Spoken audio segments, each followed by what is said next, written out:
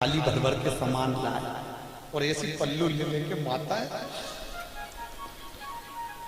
ककड़ी भुट्टा नरियल सब शंकर जी पे बेल पत्ती पत्ता पत्ती धतूरा सारा सामान शंकर जी पे और सब सामान और शंकर जी ऐसा दबा दबाया बैठे।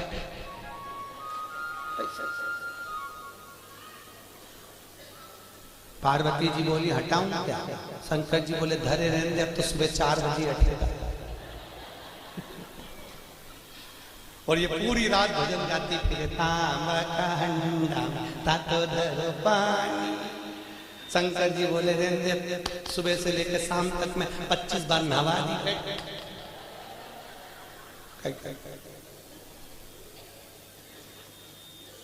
और बोलती था नींद आए बोला नवा के देओ।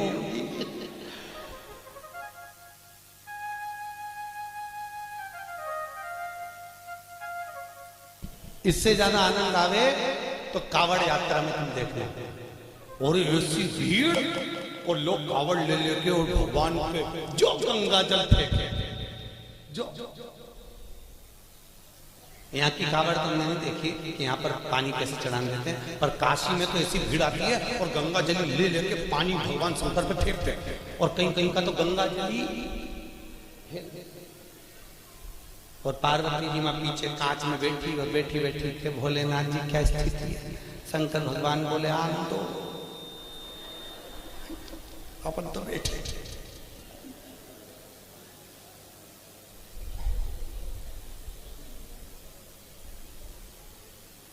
बहुत दूर से बहुत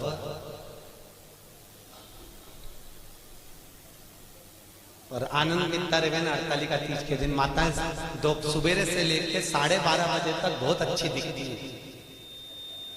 सुबह से दोपहर के 12:30 बजे तक, 12:30 के बाद तो पलंग पे मिलती पट्टा बाहर।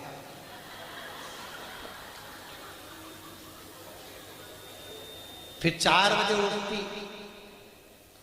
फिर जाके नहा के बाल, तो भी मुंह पे स्माइल बिल्कुल नहीं रहे। बेचारी ऐसी रहे जैसे मरी हत्या।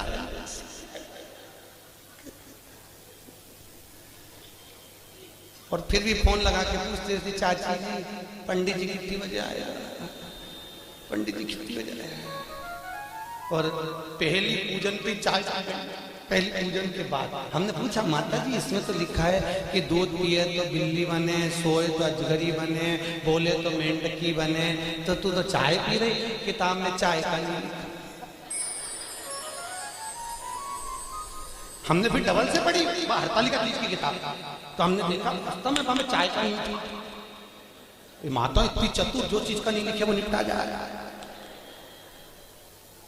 इसलिए किताब छापने वाले मेरे अच्छा करा सब चीज लिख दी। सोए दूध पिए तो ऐसा, बेचारे को नहीं मालूम होगा कि चाय भी चलेगी। महाराज शिव करुणा सागर, इसके बराबर दुनिया में कोई करुणा नहीं कर सकता। राम जी की सेवा में तो ये भी चाहिए वो भी चाहिए, और कृष्ण की सेवा में भी ये चाहिए वो चाहिए, और शंकर की सेवा में तो पानी चढ़ाओ तो ठीक है, नहीं चढ़ाओ तो ठीक है, नहीं तो यहाँ तो शास्त्र कह रहा है मुझे कुछ भी प्रिय नहीं है। शिव कहते हैं मुझे केवल एक प्रिय है और वो सत्य प्रिय है, इसलिए सत्यम शिवम सुंदरम, मुझे सत्य प्रिय है। इसलिए जो मर जाता है उसको तोप के ले जाते हैं तो चिल्ला चिल्ला के जाते हैं राम नाम सत्य है। दुनिया के लोग इसलिए चिल्ला के ले जाते हैं कि इसको स्वीकार कर लेना, इसी ने सत्य बोला है, हम तो यूं ही झूठे ला रहा। हमारा काम तो इकट्ठा करके तुम्हारे यहाँ छोड़ दो। असत्य ना, सत्यमय जीवन को जीव।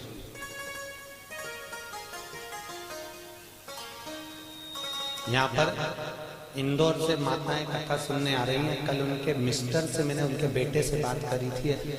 आप क्या पेशा है, आपका सर्विस क्या है? कई इंदौर कोर्ट में हम वकील हैं, ठीक है।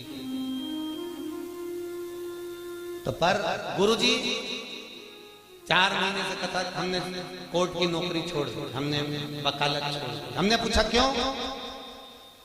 शिव महापुराण की कथा में आप बोलते हो कि सत्यमय जीवन जियो और वकील बन जाते हैं तो इतना झूठ बोलना पड़ता है, इतना झूठ बोलना पड़ता है, परिवार चलाना पड़ता है। आज भी वो माताएं आई हैं, आज भी भैया आया होगा कि नहीं आया होगा? आया कहीं आए?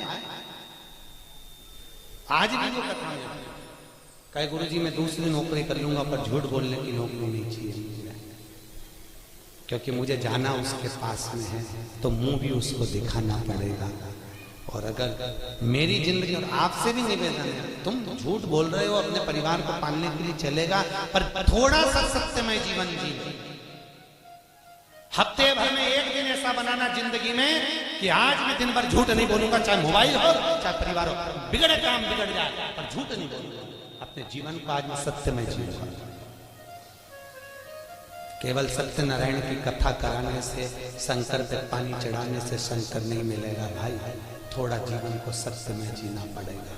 बहुत जीवन को तुमसे नहीं बनता, स्पष्ट कह दो मेरे से ये काम नहीं बनता तो करो सत्यमय जीवन के। झूठ नहीं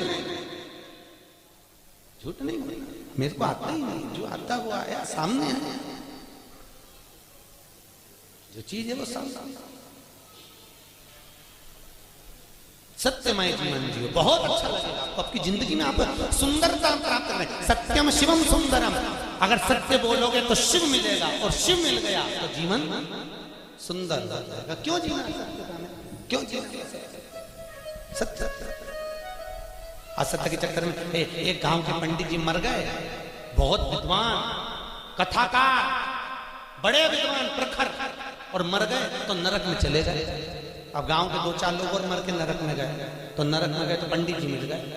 तो गांव के लोगों ने कहा पंडित जी तुम तो हमारे गांव के इतने विद्वान पंडित जी थे, तुम तो खूब पूजन पाठ करते थे, फिर नरक कैसे चले गए? पंडित जी बोले ये मैं खुद नरक नहीं आया, पत्नी के चक्कर में आया। तो पत्नी ने कहा नरक भेज दिया तुमको? वो रोज तैयार होकर आके मुझसे पूछती थी मैं कैसी लग रही। तो मुझे रोज कहना पड़ता था तू बहुत जोरदार लग रही,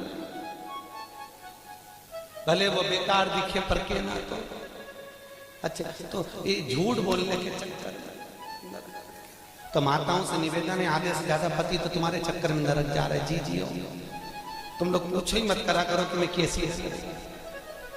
और कहीं का पड़ गया एक आध माथा तो एक वो कहे ना, एक कहावत है ना, एक पति तैयार हो रहा था और पत्नी सज धज के, वो पति ऑफिस जाना जूता पहन के, और ये वहां आके खड़ी होगी, ए जी मैं कैसी लग रही, मैं कैसी लग रही। पति जूता बांध के जा रहा था ऑफिस, बेचारा बैग उठा के, फिर पूछा, बोला तो सही में कैसी लग रही? पति बोला ऐसी लग रही जैसे हरी घास में भैंस चल रही।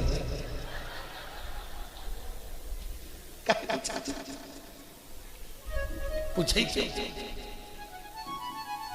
भगवत तत्व की शरणागति है महाराज। जीवन में थोड़ा सत्यमय जियो। सत्यम शिवम, अच्छा बहुत कथा कह रही है। भूत बावन भूतेश्वर भोलेनाथ ने ब्रह्मा जी को श्राप दिया। देवताओं ने मिलकर ब्रह्मदेव के लिए आदर करा, भगवान शंकर की पूजन करी। भगवान शिव ने कहा नारायण ये ब्रह्मा जी का सिर कटा है। ब्रह्मा जी के कटे हुए सिर से बट वृक्ष उत्पन्न। कौन सा वृक्ष? बट वृक्ष, बड़ का पेड़। और इस बट वृक्ष के नीचे कोई देवता की पूजन नहीं होगी, होगी तो केवल पितरों की पूजन होगी। और मैंने इस ब्रह्मा के मुख को बड़ का पेड़ बनाया है, इसलिए मैं इस पेड़ के नीचे विराजमान रहूंगा। मेरा नाम बटकेश्वर महादेव है। कौन सा महादेव? बटकेश्वर।